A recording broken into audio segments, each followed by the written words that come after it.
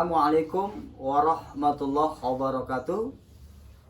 Salam sukses, salam sehat, salam bahagia untuk kita semua, Sobat SR dan para pemirsa setia channel Sultan Rahmat dimanapun Anda berada. Berjumpa kembali dengan kami di channel ini, dan kami akan terus berbagi pengetahuan kepada Anda tentang dunia metafisika. Dan pada kesempatan yang berbahagia ini, kami akan melanjutkan pembahasan materi tentang tutorial ruqyah mandiri. Pada bagian pertama atau episode pertama, kami sudah menjelaskan tentang apa itu ruqyah dan bagaimana cara kita untuk meruqyah mandiri. Apa hal-hal yang harus dan mesti kita lakukan, atau bagaimana jika Anda ingin menjadi seorang penterapi dengan menggunakan metode ruqyah. Ingat bahwa yang namanya ruqyah mandiri itu adalah mudah. Jadi semua orang bisa melakukannya. Tinggal bagaimana Anda mengikuti cara-cara di materi yang akan kami sajikan ini, di tutorial ruqyah ini, kita bisa mempraktekannya nanti. Nah, kami akan coba lanjutkan kembali ini tentang tazkiyatun nafsi. Jadi salah satu kiat atau cara Anda menjadi seorang penterapi dengan menggunakan metode ruqyah, atau Anda ingin melakukan sebuah ruqyah mandiri terhadap diri Anda sendiri, maka Anda harus melakukan tazkiyatun nafsi, yaitu pensucian jiwa, pensucian diri, atau bahasa yang sederhana adalah melakukan perbaikan diri.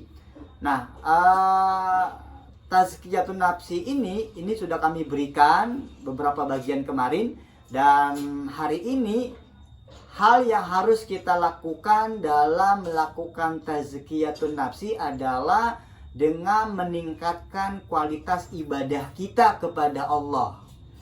Ya, sholat kita, barangkali sholat Anda subuhnya tidak pernah sholat, asarnya telat di jalan, maghribnya kebablasan, atau terkadang Anda sholat subuhnya jam 6 pagi, sholat zuhurnya jam setengah 3. Nah, ini perlu Anda rubah. Jadi usahakan sholat 5 waktunya itu tepat waktu. Anda harus disiplin.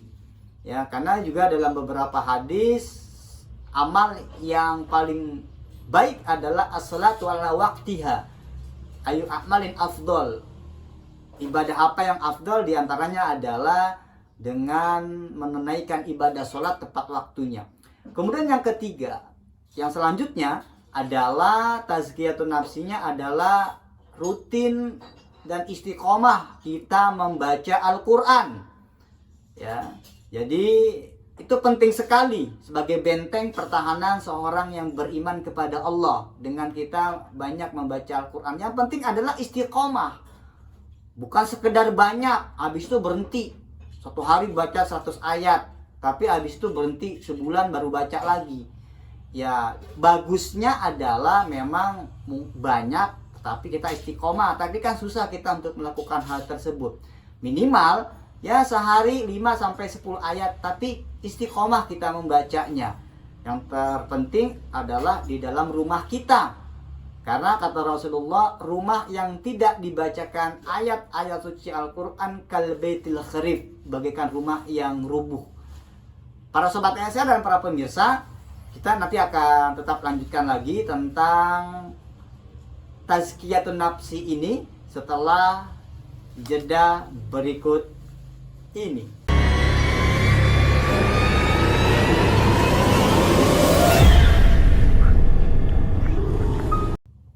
Sobat SR dan para pemirsa setia channel Sultan Rahmat Detektif Misteri Gaib, kami akan lanjutkan kembali tutorial tentang ruqyah mandiri yang sudah masuk kepada tazkiyatun nafsi.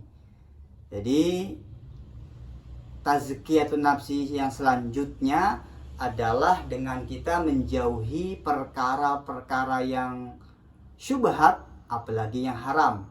Yang syubhat ini adalah urusan persoalan yang cenderung kepada keharaman.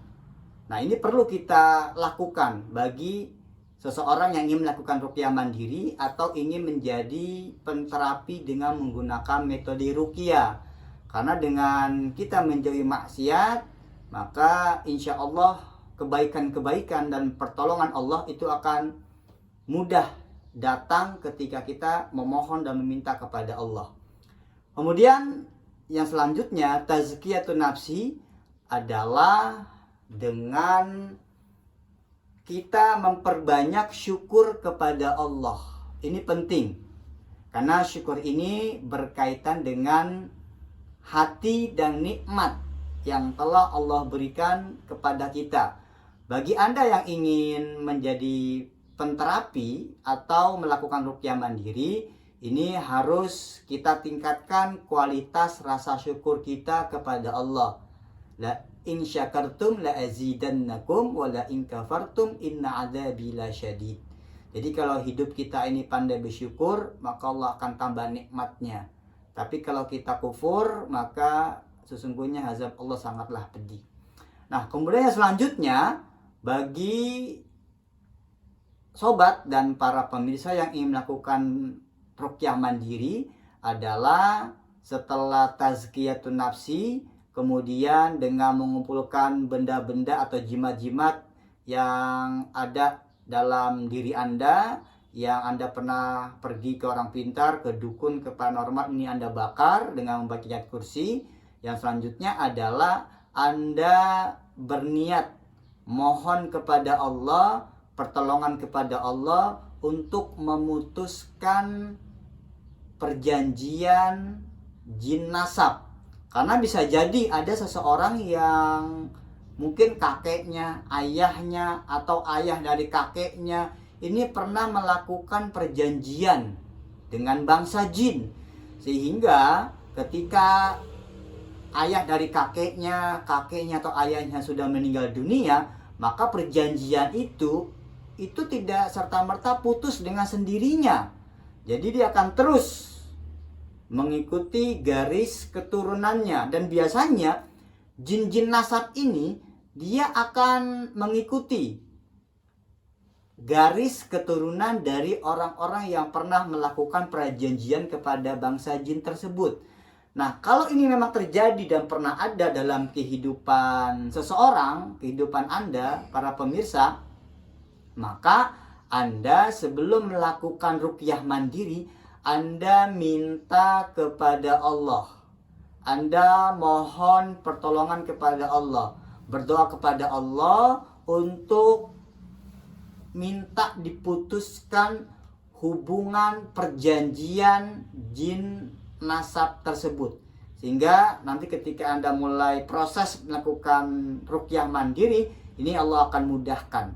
Sehingga jin nasab yang ada perjanjian dengan leluhur kita, ini dengan izin dan kehendak Allah, dia akan putus sehingga jin itu tidak mengikuti diri kita. Para sobat SR dan para pemirsa, pada video selanjutnya kami akan memberikan materi tentang ayat-ayat apa saja yang kita baca untuk melakukan ruqyah mandiri, dan selanjutnya bagaimana cara kita melakukan ruqyah mandiri, dan bagaimana kita meruqyah menggunakan air dan daun bidara untuk menghilangkan sihir-sihir yang mungkin ditanam di rumah kita dan lain sebagainya. Terus ikuti tutorial video materi ruqyah mandiri ini. Jangan sampai ketinggalan, tetap tekan loncengnya agar kita semua tidak ketinggalan dengan materi-materi terbaru yang kami share di channel ini. Selamat beraktivitas, salam sukses untuk kita semua. Wassalamualaikum warahmatullahi wabarakatuh.